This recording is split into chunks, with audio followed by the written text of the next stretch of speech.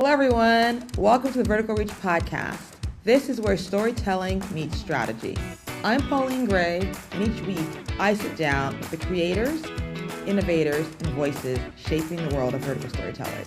Let's tell stories that connect. So, a little bit of myself. I have been a script supervisor, director, producer for most of my career. Nice. And about a month ago, 6 weeks ago, I just got dumped into the vertical world. Yeah. How did that happen? And, I was on a script supervisor chat, 4 or 5 of them, different chats.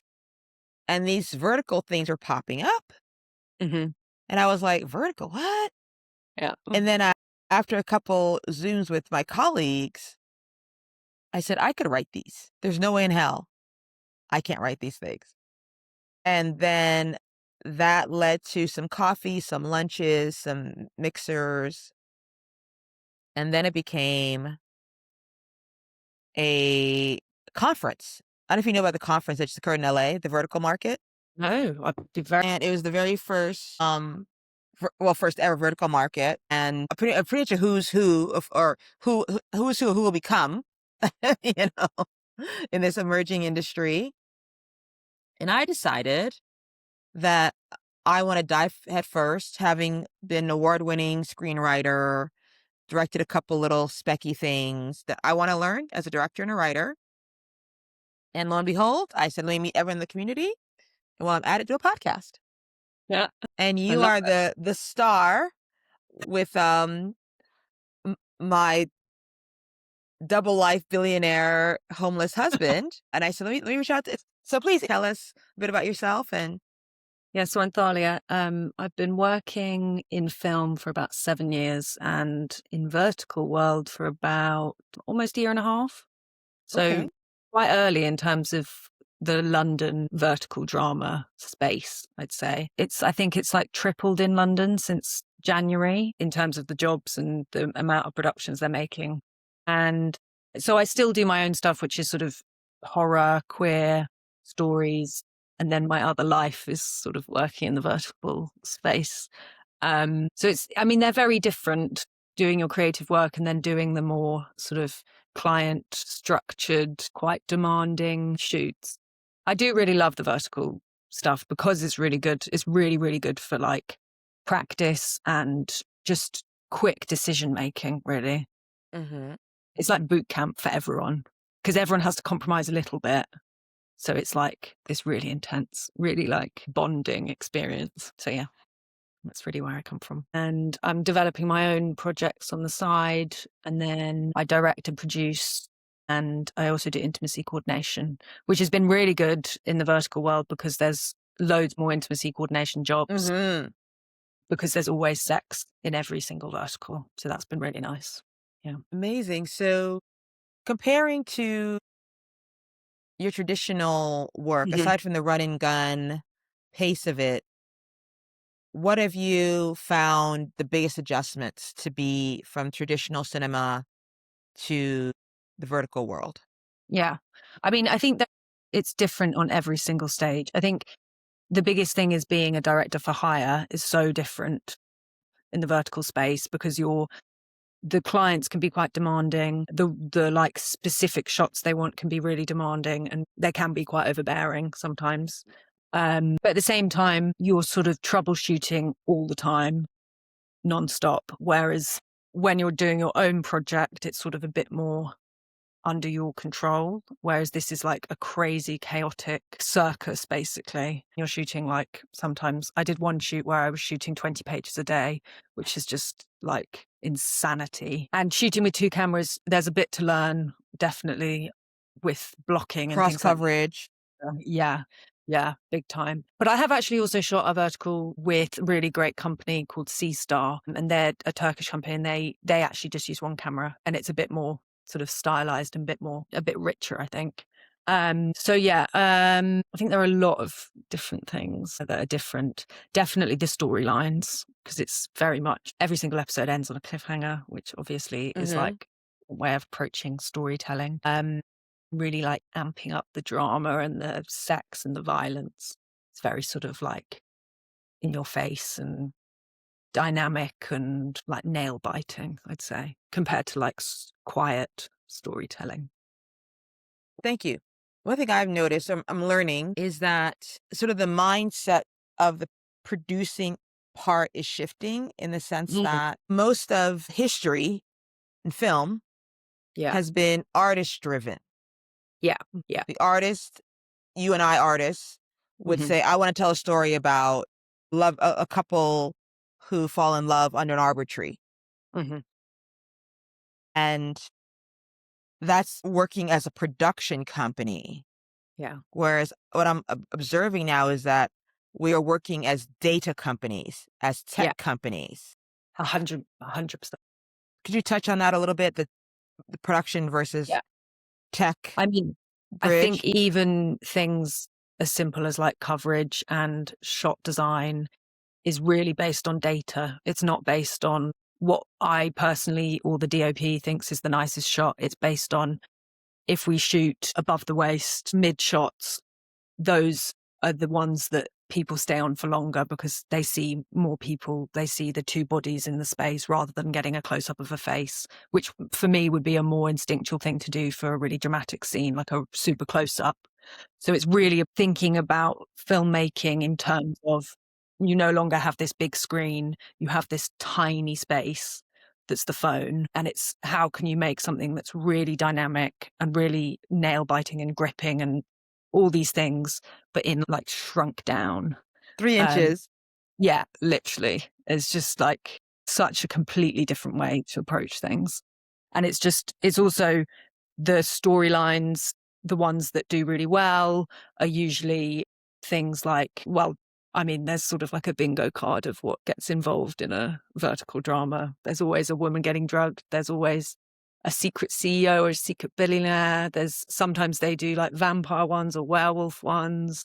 It's very much like quite limited at the moment in terms of the pool that you draw from because they're going for like most effective audience sort of hits rather than like trying to do something slightly different that might be a bit more unusual that won't hit every single like main audience, if that makes sense. Makes perfect sense. Yeah. So let's talk about to that point of having that landscape, not even landscape, well, the vertical, not the landscape, the vertical. Yeah. What are some hacks as a director you have kind of distilled in in the past year and a half or so of like just from like framing tips or tricks or what have you learned on the fly as you go step by step with your DOP? And do you use the same DOP and do you select your DOP or is it someone that you're paired with? And I mean, in terms of DOPs, usually you don't. I mean, it's kind of a conversation. Quite often, you just get hired and then you go with whoever they usually use. I have done two projects that I got to work with my DOP, and she's amazing. However, we haven't been paid for those two projects, so that's another side of the industry that is really terrible. But aside from that, I mean, in terms of directing things that I always try and tell actors right at the beginning, always be closer to one another than you think, mm, because it's such a narrow space. They might feel that they're like 2 inches from the other person's nose, but you just gotta whatever. but you only have The 3 inches, so you got to take the two. Yeah. shrink it. Um, the other thing, they love like frontal coverage. So you have to be really careful when you're covering two people speaking to one another because they really, really want to see the full face because that does better in terms of for interaction from the audience. Another thing is, well, this is more an acting thing, but I always ask actors to, if they mess up a line, you just pause for a second, no one says anything, and you just hold it for a second, and then you just go straight back in the exact same emotion because we just don't have time. We really don't have time to do take after take, which is really demanding for the actors, but it's quite good practice. So you're And resetting in then, real time, yeah, pacing yeah, your own reset. Okay. just gotta keep on going. It's a real marathon. I mean, it's crazy. I mean, it's great, but it is crazy. And then the other thing I'd say is like always getting enough depth in the background, like really trying to make sure that you're shooting like through things, or like you've got a bit of foreground, or you've got like a long corridor behind you with like lots of art department stuff to like make it feel really rich and like make the background as interesting as possible, because obviously you're now seeing loads of the ceiling and not so much of like the side of a room. So having the depth really helps with that. So let's go a little deeper if you don't mind. Are Yeah, of you course. then on like a 40 mil, 50 mil? I'm trying to figure out It how you changes. would. I mean, you're on a 30 mil. I mean, it really, really varies. We have usually we just use zoom lenses, and then we So also you're in have and out, like a 10-1 or 4-1. Okay. exactly, yeah. And then some. I mean, it depends. If we use Sony FX6 or something like that, we don't have any focus pullers. You just have somebody tapping on the screen, which is again really demanding for the camera operators. But then for other projects, I've had it where we've had focus pullers, which has been nice, obviously. Yeah, always More good to have a responsive. focus. Okay. Yeah. Okay. So I'm just thinking about as from a directing standpoint now, because I've never shot in a 30 mil. Yeah. I don't think ever. And I'm trying to envision what a 30 mil. I've done a shot in a 35, I think. I'm trying to put a 30 mil. So it's kind of like a wider close up. Yeah. Does that I'd make say sense? sometimes the wides look quite weird. And that is always really, really difficult when you have to cover. Because usually what happens is you always shoot a wide, and that will sort of, they won't care so much about what that looks like, or even the acting, or whatever, the blocking. And then they will basically not use the wide in the Why editing did you side. establishing? Why will Exactly. establish? It's just So the but here backup. we are in the mansion. Yeah. And do you ever like sweeping shots where you're Yeah, like yeah, yeah. taking, or are you are you gonna lock off the main time, or are No, you no, never really on a lock off. It's either handheld or slider, or sometimes I've worked with one company that uses a gimbal a lot, okay? which So I that's very actually like yeah, yeah, you're very responsive on the gimbal. yeah, I could see that. yeah. But they Okay. love the swooping shots, especially, yeah, the slider shots they really love. But the problem with the slider obviously is it takes time to set up. So It's a rig, yeah. You're doing 20 pages. You don't really have the time to. So I'm curious, just as far as like the sort of producing part of it now. I've heard it's on average 7-day shoots. yeah, I'd say that's probably about right. I mean, yeah, it varies between 6 and 9. And yeah, if there's a 9-day shoot, you'd have 1 day off in the between, so it'd be 10 days in total. But yeah, yeah. Wow, okay. Slightly pivoting a little bit in the subject matter as a director now. I'm also really curious as an artist how we as artists maintain our emotional, spiritual wellness. That's a You know, very good upset question. because I know when I go to produce something, before I even think about the producing part and the logistics part, I think I got to start running a mile a day, Mm, yeah. get in the physical condition to run. If I run a mile a day for 26 days, I've then run a marathon in the course of a month, and I'm now ready to dive into making a production. So I'm just curious, what are some of your wellness habits to maintain that kind of breakneck speed? Yeah. I would say that's a huge point that people haven't really spoken about enough, because I must say there have been shoots where I've just been like really ground down. I would say wellness. I mean, you usually need to really decompress after the shoots just because they're so intense. And it's good to sort of remember that. I mean, this may sound slightly off, but like it is for a client, it's not your work, if you see what I mean. Obviously, you've produced You have it. to separate. Yeah, you have to separate the creative side and the sort of career, or I don't really know what it's called, but like gaining the skills to be a good director. Mhm. It's really helpful, but it's not, your voice. I think that's important, your voice. And I find it very difficult because it is, at the moment, it's a very racist, sexist, homophobic industry. And there's lots of the Mm. stories they're telling do fulfill those sort of stereotypes. And I feel like I have a very strong voice that's sort of very different from that I really, really have to force myself to compartmentalize.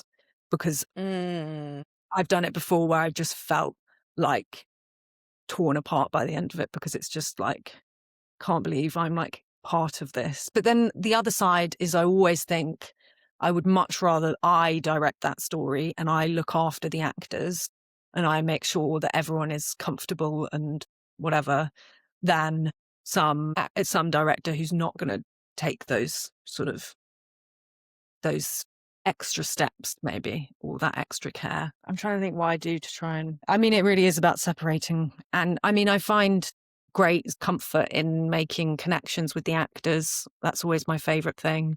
Really building like lasting relationships with actors who I've worked with, who are in similar situations to me. They want to make art, but the vertical world sort of helps pay the bills and is good practice. So I think it's very important to establish those proper relationships in the shoots, because they are very bonding and they are sort of quite emotional and chaotic. But if you have one another, it really helps. Yeah. So then, pivoting off of that, you're also an intimacy coordinator in the space. And how much does your intimacy coordination background and skill set kind of fuse with your directing skill Yeah. set? So you have, I mean, how does it elevate your awareness of what's being asked of the actors? I mean, I think it's a huge part. And I got into intimacy coordination because I knew that the way I direct is very much like trying to deconstruct the like hierarchy and make it a more communal thing. And obviously it's very difficult when you're under such time pressure. However, I do think it does allow you to empathize with the actors and make sure that even if the situation isn't perfect, it's like the best it possibly could be, and being aware of where they are emotionally. I think there are a lot of directors that are ignorant to that, and either out of the fact they don't care or they're just not aware of it. And it is a shame, especially for the female actors, because sometimes even by the clients, they're treated so badly and really like dragged around like they're dolls or whatever. So it's really about setting up those boundaries early on and yeah, making sure they feel comfortable and looked after. Well, I think they found a perfect blend with you in terms of the skill set, the technical and the emotional. Yeah, of course. If you can talk me through the workflow, are you working with a management company that approaches that says you've been called in, or is it, your circle you've accumulated of a network over time? They say Thalia is amazing at these things. Send her the script. You have 2 or 3 days to analyze the script. How is the first entry point Yeah. created, and how do you get to post? And are you involved in post? Yeah. So I actually worked full time for a company that didn't end up paying me in the end for the last two projects. I'd worked very hard for her and she ended up not paying me or any of my crew or any of my cast. Wow, I know, and the projects came out. I'm Anyway, so sorry. thank you. In terms of the process, so for her, I worked whatever the projects she would find the clients would, um, uh, she would suggest us for the directors or whatever, and then we would either pitch or she'd just sort of pick. And then since I've been freelance, it's much more either you apply for a job that you see on whatever Mandy or whatever other website, and then you usually have to pitch. The pitching can be quite frustrating because they want something really specific. They usually in their mind have what they want already. And I have actually found, I do think there is quite a lot of sexism in terms of the directing side. So I found that I've applied for jobs through these websites and then done a good pitch and whatever. And then I've found out later that directors who have like no experience doing verticals have done that, have got the job, or like applying for queer stories and then finding out that like a straight white man has got the job again. So sorry, that's another side of it. But in terms of the process, it goes from, yeah, I've got quite a big circle now of people who are making these. So they contact me, I pitch straight to the client and I do like a lookbook.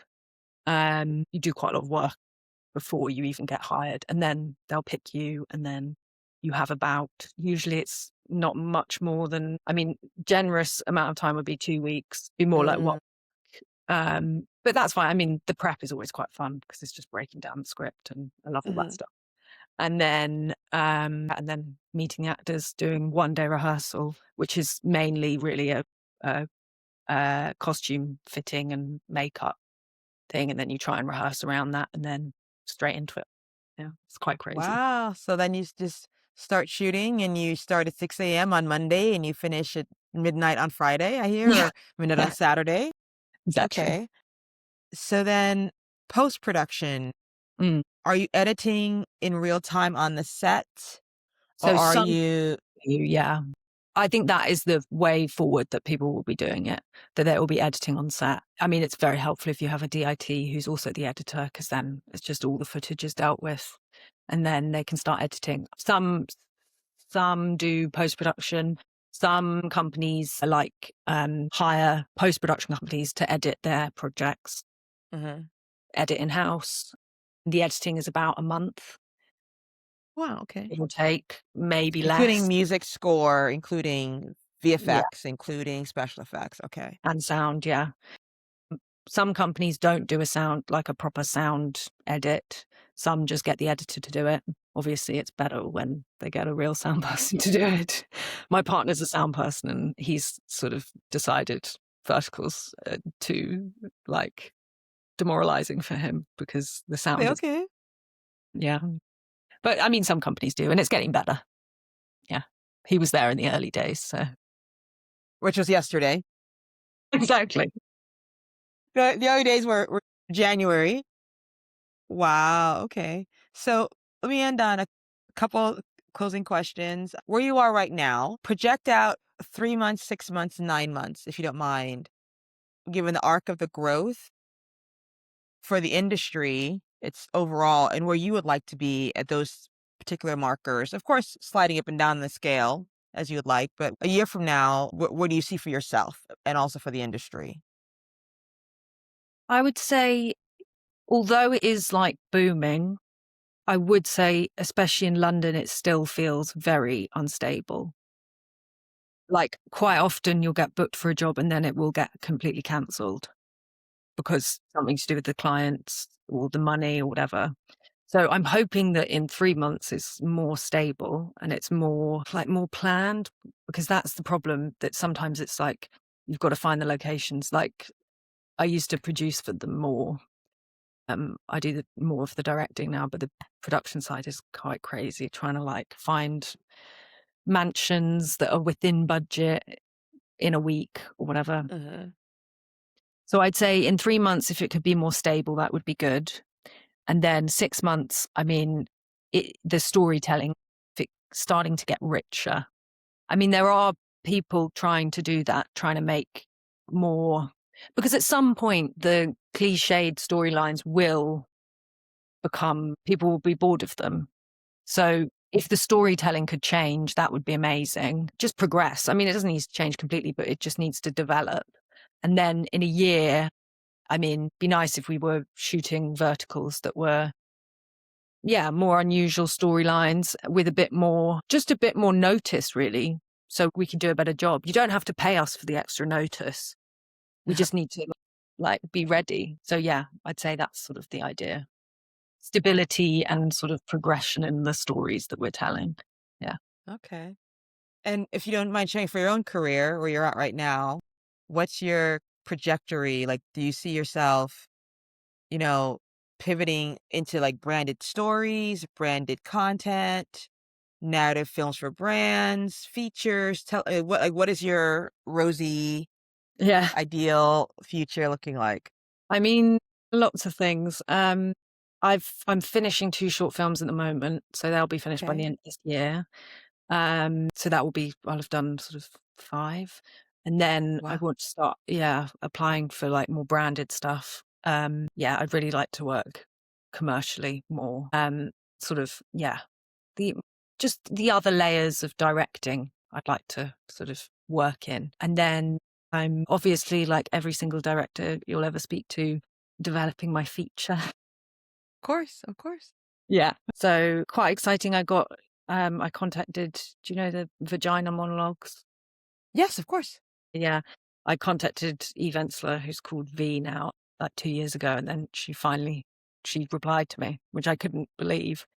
So she's like reading my script at the moment, which was, very flattering. And she like called me up and spoke to me for 15 minutes and I was just weeping. It was really embarrassing. Oh Ah, my God, all this hard work.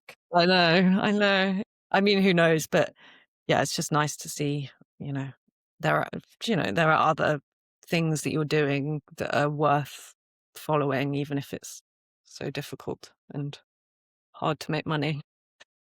Wow. Okay. Well, I am so excited for everything that you got coming up down the pike. Thank you very much. I actually lived in London for a couple of years. Really Yeah, I went to LSE nice. for grad school, and I went to Bristol for film school. Wow. Yeah, Yeah, I went to Bristol's University of Yeah, it's changed a lot, I hear, but I do plan on connecting back to London soon. Maybe doing a South by Southwest London next year. love Maybe it. I'll see you there. Yeah, 100%. I would love that so much. So nice to have met you. Well, pleasure's all mine. So Thalia Kent-Egan, Yeah. thank you for joining us today, and I will hear you soon. Thank you very much. All right, take care. Thank you for listening to this episode of the Vertical Reach podcast. If you enjoyed the conversation, make sure to subscribe so you never miss an episode. If it sparked something for you, please share it with a fellow storyteller. Until next time, let's tell stories that can.